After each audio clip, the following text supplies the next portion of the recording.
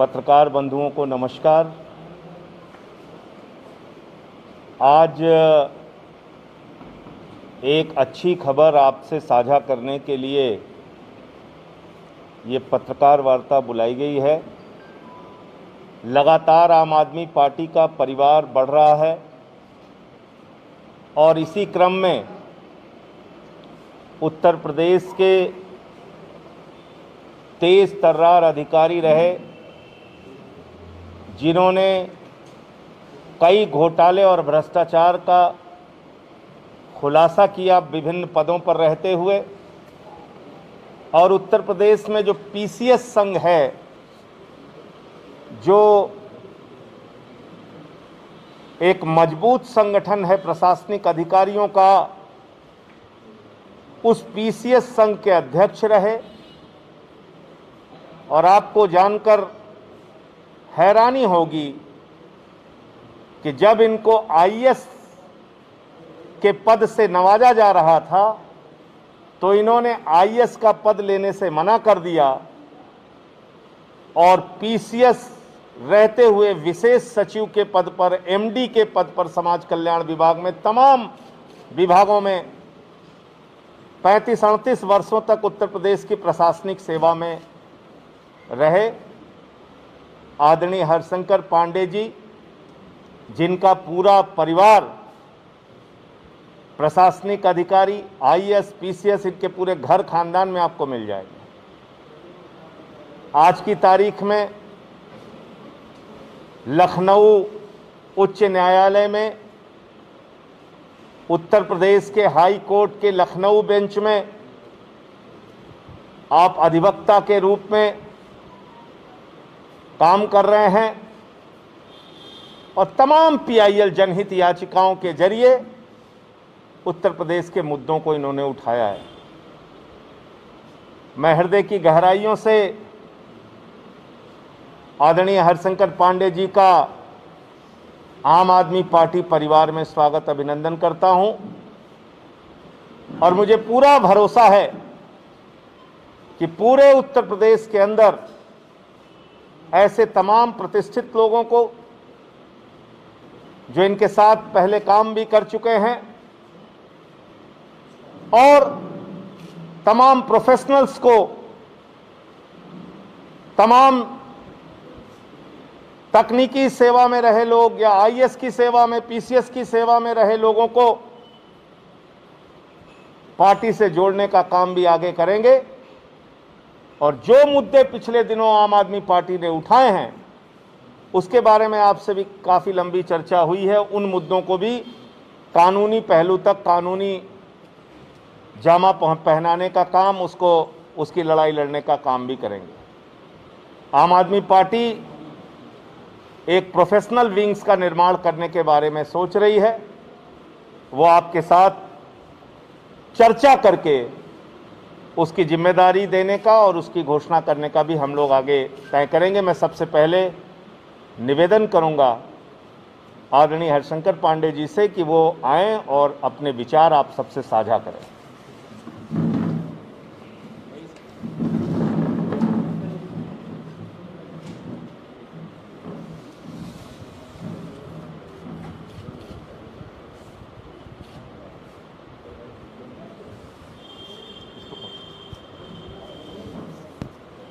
ये हटा लो बस।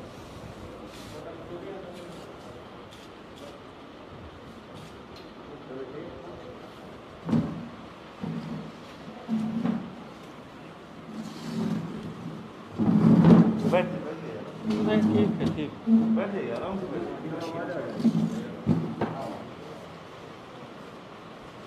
आदरणीय हमारे पत्रकार बंधु, मीडिया के साथ ही साथ इलेक्ट्रॉनिक मीडिया के, प्रिंट मीडिया के,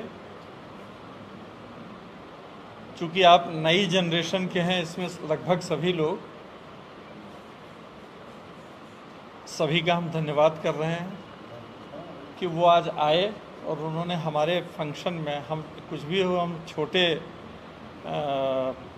एक सिपाही के रूप में आज आपके सामने हैं और हम अपने नेता जो उत्तर प्रदेश के प्रभारी हैं माननीय आदरणीय संजय सिंह जी, उनके भी हम बहुत आभारी हैं कि उन्होंने हमें इस लायक समझा कि उन्होंने हमें एक दायित्व आप में दिया है। देखिए, हमने बहुत सोच समझ के निर्णय लिया। जो भी पुराने पत्रकार बंधु हैं वो सब हमको जानते हैं, क्योंकि बछावत कमेटी की रिपोर्ट जो है हमने लागू कराई थी और बहुत लंबा एजिटेशन हुआ था टाइम्स ऑफ इंडिया का और नवभारत टाइम्स का, जब हम यहाँ डिप्टी लेबर कमिश्नर लखनऊ के पद पर तैनात थे।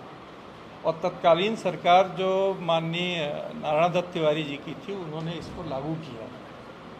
हमारा परिचय जितने भी पुराने पत्रकार हैं वो सभी जानते हैं, उनसे हमारा निकट का संबंध रहा है। इस पार्टी में आने का एकमात्र उद्देश्य हमारा ये है कि देखिए, हम लोग भी समाज के नागरिक हैं और हम लोग भी मतदाता हैं। हमने अपने को मतदाता से ज़्यादा कभी नहीं समझा। हमारा पूरा परिवार आईएएस है, आईपीएस है या इंडियन फॉरेन सर्विस में है। हमारे सब भाई और हमारी सब बहनें और हमारा भतीजा और नई जनरेशन भी हमारी, हम लोग अराजनीतिक हैं। लेकिन सबसे बड़ी दुख का तथ्य जो हमारे सामने था और हमारे पूरे समाज के सामने ये है कि हम जाति, धर्म, संप्रदाय में बंटकर हमने अपने को बहुत कमज़ोर कर लिया है। आज हम जो है पुलिसिया उस राज से गुजर रहे हैं जिसमें आदमी अपनी सुरक्षा को लेकर ज़्यादा चिंतित है कि हम कहीं फंस ना जाएं। हमें जेल हो जाएगी तो हमें सुनवाई कौन करेगा। इन सब चीज़ों से हमें बहुत दुख होता है। हम इंडिविजुअली, हम जनहित के फील्ड में आए, हाई कोर्ट के हम परमानेंट एडवोकेट हैं, इसीलिए हम जनता का मुद्दा उठाते हैं। और जब तक डायरेक्ट हियरिंग हो रही थी, हम निरंतर अपीयरेंस दे रहे थे कोर्ट नंबर 1 में चीफ जस्टिस के सामने, और हमने बड़े बड़े मुद्दे उठाए। एकमात्र पार्टी जो हम जिसको बहुत दिन से ट्रैक कर रहे हैं वो आम आदमी पार्टी है, जिसमें जाति, धर्म, संप्रदाय का नाम किसी ने नहीं लिया। हमारे राष्ट्रीय नेता जो हैं संयोजक जी माननीय अरविंद केजरीवाल जी, और उसके बाद अब उत्तर प्रदेश में जब से संजय सिंह जी आए हैं तब से हमें और हमारे प्रबुद्ध समाज में एक आशा की किरण ये है कि जिस तरह से दिल्ली वासियों ने ये जामा उतार फेंका और आज दिल्ली प्रगति के रास्ते पर है, और दिल्ली ऐसा राज्य है जिसमें कहीं कोई समस्या नहीं है, वहाँ किसी वीआईपी से आपको मिलने के लिए कहीं प्रतीक्षा नहीं करनी है, सभी लोग अवेलेबल हैं। ऐसा ही समाज हम चाहते हैं और हमें पूरा विश्वास है कि उत्तर प्रदेश की जनता के पास विकल्प नहीं था, इसलिए उत्तर प्रदेश की जनता को भटकना पड़ा था। हमें माननीय संजय सिंह जी और इनके 2-3 जो लेक्चर थे, जो 2-3 इनके खुलासे थे, वो बड़े हिम्मती, बोल्ड, और वो साबित करते हैं कि इनकी जो इच्छाएं हैं वो वास्तव में यहाँ पे चेंज लाने के लिए हैं। नहीं तो इन्होंने राम जन्मभूमि मुद्दे पर जिस तरह से इन्होंने स्टैंड लिया और जिस तरह से खुलकर बोला, वो स्वागत योग्य है। हमने उसका विधिक परीक्षण किया है, वो 100% सही है। उसी तरह से यहाँ के घोटाले में जो अभी तृतीय लहर के लिए हो रहा है, इतना सही चीज़ इन्होंने पकड़ी है कि आपको पता तक नहीं है कि 5578 करोड़ लाख रुपए का खर्च किया जा चुका है, और ऊपर से प्रमुख सचिव ये निर्देश दे रहे हैं कि आप जो है फला एजेंसी से फला दर पर खरीदिए, तो आपकी जांच नहीं होगी। ये चीज़ लिखी हुई है, हमने उसका गहराई से अध्ययन किया है, और ये सब चीज़ें गुप्त हैं। अगर आप यहाँ के आरटीआई में पूछेंगे तो आपको नहीं मिलेगा। इन सब चीज़ों को आपने मीडिया के सामने रखा। उस दिन हमने तय कर लिया था कि हमको ये कार्यकर्ता नहीं है, हमको अगर ये फील्ड का आदमी बना के भेजेंगे कि आप जो है पांडे जी केवल फील्ड में रहेंगे, आप कुछ नहीं करेंगे, आप केवल क्षेत्र में जाइए, काम करिए, हम मंजूर है। हमें चाहिए ईमानदार, निष्पक्ष और हिम्मती नेतृत्व जो संजय सिंह जी में है। और हम ये उम्मीद करते हैं कि हमारे भावी मुख्यमंत्री अगर ये होते हैं तो आपको दिल्ली से ज़्यादा सुविधाएं देने की स्थिति में उत्तर प्रदेश सरकार का आर्थिक जो पैकेज है वो इससे बहुत ज़्यादा है। इससे ज़्यादा देखिए हम कुछ नहीं कहेंगे। एक बार फिर इनका स्वागत करते हैं और स्वागत करने के बाद धन्यवाद देते हैं कि आपने हमें अपने परिवार में शामिल किया। धन्यवाद।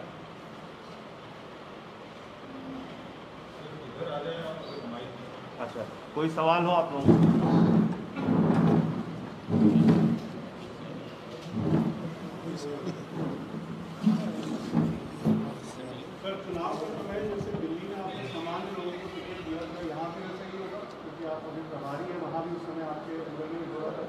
निश्चित रूप से जो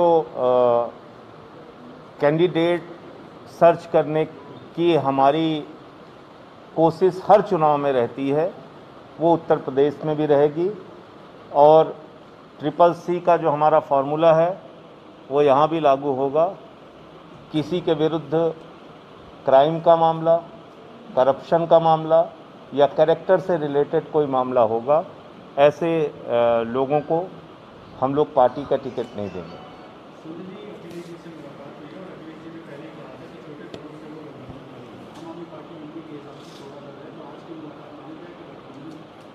मैंने उस पर जैसे ही मैं वहाँ से बाहर निकला था तुरंत मैंने बता दिया था कि 1 तारीख को मैं था नहीं। और अखिलेश जी से ऐसा नहीं कि पहली बार मिला हूँ, पहले भी हमारी उनकी मुलाकात होती रही है।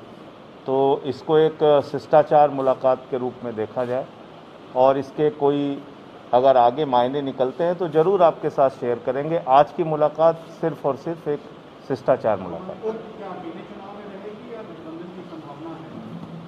देखिए, मैंने कई बार इस बात को कहा है, आज फिर दोहरा दे रहा हूँ, हम तंग दिली से राजनीति नहीं कर रहे हैं और जो भी उत्तर प्रदेश के हित में होगा समय आने पर उसका निर्णय लेंगे और जब भी निर्णय लेंगे आपके साथ उसको साझा करेंगे। बीच में ओम प्रकाश राजभर जी से भी 2 बार मुलाकात हुई, आज अखिलेश जी से मुलाकात हुई और मैं समझता हूँ कि उत्तर प्रदेश को जिस हालत में पहुंचा दिया गया है आज की तारीख में, वो चाहे कोरोना की महामारी के दौरान हम लोगों ने देखा या फिर जो छोटी छोटी बच्चियों के साथ बलात्कार और उनकी हत्या के मामले हो रहे हैं, हाथरस कांड से लेकर तमाम घटनाएं उसको हमने देखा, किस तरह से अपराध बढ़ रहा है और किस तरह से एक जाति विशेष को टारगेट करके, ब्राह्मण समाज को टारगेट करके एक परिवार के 4 महिलाओं को यानी खुशी दुबे, शांति दुबे, क्षमा दुबे, रेखा अग्नोत्री को बच्चे सहित 1 साल से अगर रखा गया है तो इस प्रतिशोध और इस नफरत की राजनीति के जवाब में लोगों को खड़ा होना होगा और सवाल पूछना पड़ेगा, जो काम आम आदमी पार्टी बखूबी कर रही है। बाकी हम लोग अपने सदस्यता अभियान में 8 तारीख से जुट रहे हैं, 1 माह में 1 करोड़ सदस्य बनाने का और अपने संगठन निर्माण के काम में। तो अभी फ़िलहाल हमारा फोकस इन्हीं चीज़ों पर है।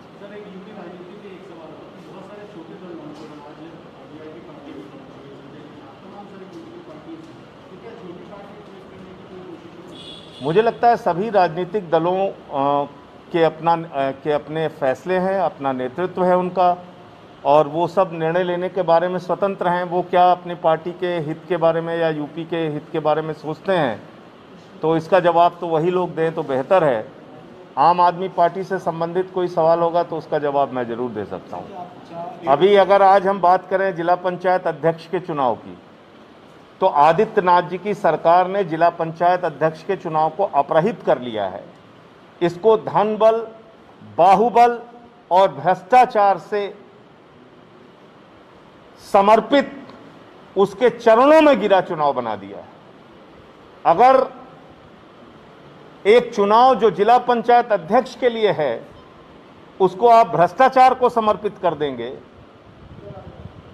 धनबल को समर्पित कर देंगे, बाहुबल को समर्पित कर देंगे, तो पंचायत की इकाई को मजबूत करने का जो सपना राष्ट्रपिता महात्मा गांधी ने देखा था जो पंचायत की इकाई को मजबूत करने का सपना हमारे देश के संविधान ने देखा है, वो कैसे पूरा होगा। ये एक बहुत महत्वपूर्ण बात है। और 25-25 जिला पंचायत अध्यक्ष निर्विरोध चुने जा रहे हैं। आज खबरें आ रही हैं, यहाँ हड़काओ, वहाँ धमकाओ, इन पे मुकदमा, उन पे मुकदमा, इनको पैसे, इनको तोड़ो, उनको। तो ये जो कुछ भी हो रहा है बहुत ही दुर्भाग्यपूर्ण है। चुनाव आयोग को इसमें हस्तक्षेप करना चाहिए और जितने भी जिला पंचायत अध्यक्ष के चुनाव हैं उत्तर प्रदेश में, उसको निरस्त करके ब्लॉक प्रमुख और जिला पंचायत अध्यक्ष के चुनाव अगर ईमानदारी से चाहते हैं तो इसको सीधे जनता से कराइए, सीधे जनता से कराइए। आदित्यनाथ जी ने तो कहा था कि हम इसको सीधे जनता से कराएंगे, क्यों नहीं आज तक करा रहे वो। तो ये एक बहुत गलत काम है जो इस वक्त हम लोगों को जिला पंचायत अध्यक्ष चुनाव में देखने को मिल रहा है।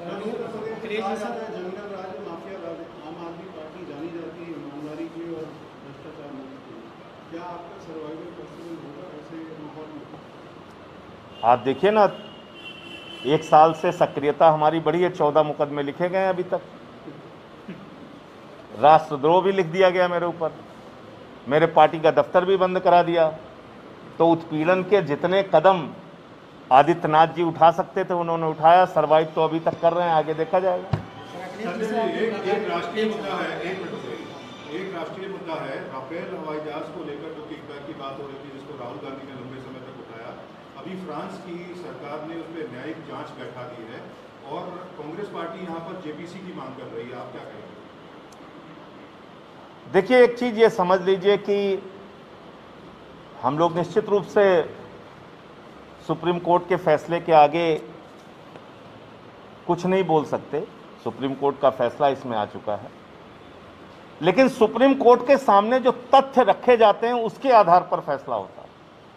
कोई भी न्यायालय हो, हाई कोर्ट हो, सुप्रीम कोर्ट हो, पूरे सच, पूरे तथ्य न्यायालय के सामने तोड़ मरोड़ के रखे गए। यहां तक कि पीएसी की कमेटी की रिपोर्ट का जो हवाला न्यायालय के सामने दिया गया वो भी गलत दिया गया था, उसकी भी जानकारी गलत दी गई थी। तो मनगढ़ंत तरीके से राफेल के मामले में केंद्र सरकार ने अपनी रिपोर्ट तैयार की और उस रिपोर्ट के आधार पर सुप्रीम कोर्ट ने अपना फैसला दिया। मैं उस पर कोई टिप्पणी नहीं करना चाहूंगा, लेकिन एक सवाल जरूर उठता है और बार बार उठता है कि 500 करोड़ का जहाज 1600 करोड़ में क्यों खरीदा गया। इसका जवाब आज तक भारतीय जनता पार्टी और नरेंद्र मोदी जी और उनकी सरकार ने नहीं दिया। और मैं खुद याचिका करता था उस मामले में, तो मैं आपको ये बता सकता हूं। तो इसलिए 3 गुना ज्यादा दाम में जहाज खरीदे गए, ये तो एक सच है। उसको लेके फ्रांस में भी तमाम सवाल उठे और वहां भी तमाम खुलासे हुए, लेकिन उसको इग्नोर किया गया सरकार की ओर से। अपनी इकाइयों को, एचएएल जैसी इकाई को नजरअंदाज करके दलाली और भ्रष्टाचार करने के उद्देश्य से अगर कोई खरीद हुई है तो उस पर सवाल जरूर उठेगा। जेपीसी से कोई रास्ता निकलेगा आपको लगता है? अब तो सरकार दूसरी मुद्रा में चली गई। मुझे लगता नहीं है कि जेपीसी कोई बनाने वाले हैं। वो मांग करना किसी भी राजनीतिक दल का धर्म है, तो वो मांग कर सकते हैं, लेकिन ऐसी सरकार से आप बार बार मांग करते रहिए, आपकी बात खाली ही होनी है, उसका कोई नतीजा नहीं निकलना है। ये लोग जेपीसी बनाने वाले नहीं। सर, शिक्षा में एक सवाल है सर, क्योंकि आप शिक्षा में बता रहे हैं सर, दिल्ली में भी आपकी सरकार है और कोरोना काल में पूरे भारत में ही प्राइवेट स्कूलों में बहुत सारे ऐसे स्कूल थे जिन्होंने पेरेंट्स पे दबाव बना के ट्यूशन फीस के नाम पे पूरी फीस दी। उनको जो मानसिक पीड़ा मिली है इस वजह से, सर आप उस पर क्या कहना चाहेंगे? क्योंकि दिल्ली में भी वो ऐसे देखिए उसकी बातचीत प्राइवेट स्कूल के मालिकों के साथ करके सरकार को एक समाधान निकालना चाहिए। अब यहाँ की जो सरकार आदित्यनाथ जी की है, वो समाधान निकालने के बजाय ये कहती है कि आप फीस आगे बढ़ाइए मत। अरे भाई, जो फीस है वही देने की हालत में लोग नहीं है। तो वो आज का एमएलए राम अवतार, एक फिल्म आई थी, तो उसमें एक भ्रष्टाचार का मामला उस पिक्चर में दिखाया गया है तो उसमें कहा जाता है कि इस चीज़ का दाम इतना बढ़ाओ। तो उसने कहा नहीं नहीं नहीं, इस चीज़ का दाम 1 रुपये और ज़्यादा बढ़ा दो। तो बोले क्यों? बोले जब लोग हल्ला करेंगे तो 1 रुपये कम कर देंगे। तो अपना सारा खेल इन लोगों का चलता रहे और जनता को खाली गुमराह करने का। आप मुझे बताइए, शहीदों के नाम पर वोट लेने वाले ये लोग 2 साल तक पुलवामा के शहीद की आगरा में प्रतिमा लग जाती है, 200 बार शहीद की पत्नी आगरा से लखनऊ के चक्कर काटती है, और अनावरण करने का समय उप मुख्यमंत्री को नहीं मिल रहा है। ये इनकी असलियत है। आज तक गांव में गेट नहीं बन पाया। बेसिक शिक्षा विभाग ने 1 दिन की तनख्वाह काट के उनके परिवार की मदद करने की बात कही थी, आज तक वो 65 लाख रुपए की धनराशि नहीं मिल पाई। ये इनका राष्ट्रवाद, ये इनका शहीदों के प्रति प्रेम। अभी चुनाव आ जाएगा तो वोट के लिए शहीदों का इस्तेमाल करेंगे। और 2 साल से शहीद कौशल रावत जी की प्रतिमा का अगर अनावरण सरकार नहीं कर पा रही है तो आप समझ सकते हैं कि कितनी संवेदनहीनता इस सरकार में है।